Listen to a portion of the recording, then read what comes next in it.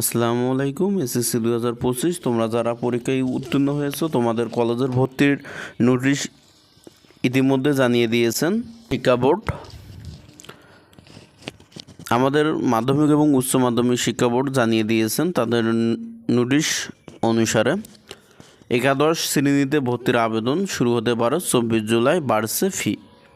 তাহলে তোমাদের আবেদন শুরু হতে যাচ্ছে 24 জুলাই থেকে। 24 জুলাই থেকে শুরু করে 9 আগস্ট পর্যন্ত। আমরা প্রথমেই তোমাদের ভর্তির প্রক্রিয়া সম্পর্কে যে নোটিশ সারাংশ আছে এটা আমরা দেখে নেব। এরপর আমরা বিস্তারিত তোমাদের আবেদন কয় ধাপে করতে হবে, কি কি প্রক্রিয়া থাকবে এবং তোমাদের ভর্তি হতে কত টাকা লাগবে সব বিষয়ে আমরা এই ভিডিওয়ে আলোচনা করব। তাহলে প্রথমে আমরা সারাংশটি দেখে নিই। চলতি শিক্ষাবর্ষে একাদশ শ্রেণীতে ভর্তির অনলাইন আবেদন প্রক্রিয়া শুরু হতে পারে আগামী 24 জুলাই। এবারও 3 ধাপে আবেদন নেওয়া হবে। প্রথম ধাপে আবেদন প্রক্রিয়া চলবে 9 আগস্ট পর্যন্ত। প্রথম ধাপে ফল প্রকাশ করা হতে পারে 21 আগস্ট রাতে। এরপর আরও 2 ধাপে আবেদন গ্রহণ, ফল প্রকাশ এবং নিশ্চয়ন ও চূড়ান্ত ভর্তির শেষে আগামী 30 সেপ্টেম্বর একাদশ শ্রেণীতে ক্লাস শুরু করা হবে। অর্থাৎ এখানে শিক্ষা বোর্ড, মাধ্যমিক এবং উচ্চ মাধ্যমিক শিক্ষা বোর্ড তোমাদেরকে জানিয়ে দিয়েছেন 24 জুলাই থেকে শুরু করে 9 আগস্ট পর্যন্ত আবেদন, প্রথম যে আবেদন আছে প্রক্রিয়া, এই আবেদন প্রক্রিয়া চলবে। এখানে তোমরা আগে বলে দিই তো, এখানে তোমরা 5টি থেকে 5টি অথবা 10টি কলেজ চয়েস দিতে পারবা। এই প্রক্রিয়ার ফল প্রকাশ করা হবে 21 আগস্ট পর্যন্ত। এরপরও আবার 2টা আবেদন প্রক্রিয়া চলবে। অর্থাৎ এটা প্রথম প্রক্রিয়া, দ্বিতীয় প্রক্রিয়া এবং তৃতীয় প্রক্রিয়া আবেদন তোমাদের প্রক্রিয়ার মাধ্যমে তোমাদের ভর্তি করে নেওয়া হবে। তা এবং সর্বশেষ তোমাদের ক্লাস শুরু হতে যাচ্ছে 30 সেপ্টেম্বরে। শিক্ষা মন্ত্রণালয়ের তৈরি করা একাদশ শ্রেণীতে ভর্তির নীতিমালা 2025-এর খসড়া থেকে এ তথ্য জানা গেছে। আগামী সোমবার অর্থাৎ 21 জুলাই মন্ত্রণালয়ের বৈঠকে এ খসড়া নীতিমালা চূড়ান্ত করা হতে পারে। মন্ত্রণালয়ের কর্মকর্তা ভাষ্য, অর্থাৎ তাদের কথা অনুসারে খসড়া নীতিমালা খুব বেশি পরিবর্তন আসবে না। আবেদন, ফল প্রকাশ, নিশ্চয়ন ও চূড়ান্ত ভর্তির যে তারিখগুলো নির্ধারণ করা হয়েছে তা বহাল থাকতে পারে। কোন ধাপে আবেদন, ফল প্রকাশ কবে? একাদশ শ্রেণীতে ভর্তিতে প্রথম ধাপের অনলাইনের আবেদন গ্রহণ শুরু হতে পারে আগামী 24 জুলাই, যা চলবে 9 আগস্ট পর্যন্ত। প্রথম ধাপের ফল প্রকাশ করা হবে 21 আগস্ট রাত 8টায়। প্রথম ধাপের ভর্তির সুযোগ পাওয়া শিক্ষার্থীদের নিশ্চয়ন করতে হবে আগামী 25 আগস্ট রাত 8টার মধ্যে। দ্বিতীয় ধাপের আবেদন গ্রহণ করা হবে 26 থেকে 28 আগস্ট পর্যন্ত। ফল প্রকাশ হবে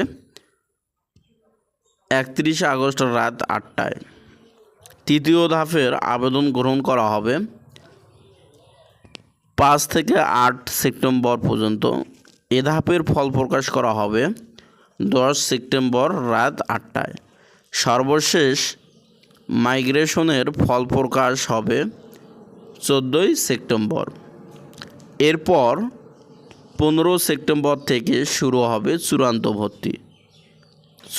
ভর্তি, যা চলবে 28 সেপ্টেম্বর পর্যন্ত। ভর্তির সব প্রক্রিয়া শেষে আগামী 30 সেপ্টেম্বর থেকে একাদশ শ্রেণীতে সারা দেশে একযোগে ক্লাস শুরু হবে। এসএসসির ফলের ভিত্তিতে শিক্ষার্থীদের বাছাই। প্রস্তাবিত খসড়া নীতিমালা অনুযায়ী আগের মতো এবারও একাদশ শ্রেণীর ভর্তিতে কোনো পরীক্ষা বা লটারি হবে না। তাহলে এখান থেকে পরিষ্কার বোঝা যাচ্ছে তোমরা যে একাদশ শ্রেণীতে ভর্তি হবা, এই একাদশ শ্রেণীতে ভর্তিতে কোনো পরীক্ষা থাকবে না, কোনো লটারি থাকবে না। তোমাদের একাদশ শ্রেণীতে ভর্তিতে কোনো পরীক্ষা থাকবে না এবং লটারিও থাকবে না। এসএসসি ও সমমান পরীক্ষার ফলের ভিত্তিতে শিক্ষার্থীদের পছন্দক্রম অনুযায়ী কলেজের বরাদ্দ দেওয়া হবে।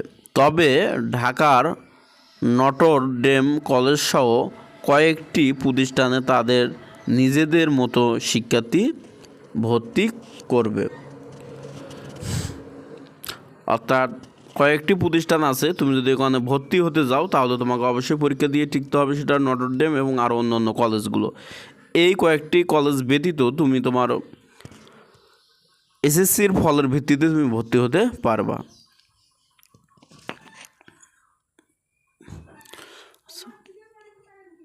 বাড়তে পারে আবেদন ফি চলিত শিক্ষাবর্ষের একাদশ শ্রেণীর ভর্তি অনলাইন আবেদন ফি বাড়তে পারে।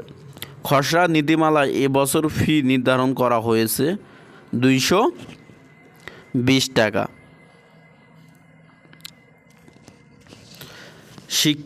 গত শিক্ষাবর্ষের আবেদন ফি ছিল 150 টাকা, সেই হিসাবে এবার ফি বাড়ছে 70 টাকা। তবে চূড়ান্ত নীতিমালায় ফি বাড়ানোর বিষয়টি বিবেচনা করা হতে পারে বলে জানিয়েছেন শিক্ষা মন্ত্রণালয় এর কর্মকর্তারা। কয়েকটি কলেজ পছন্দক্রম দেওয়া যাবে। ভর্তি ইচ্ছুক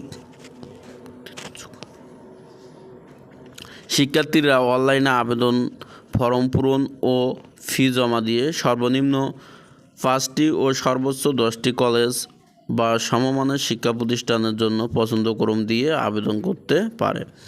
এজন্য শিক্ষার্থী যতগুলো কলেজে আবেদন করবেন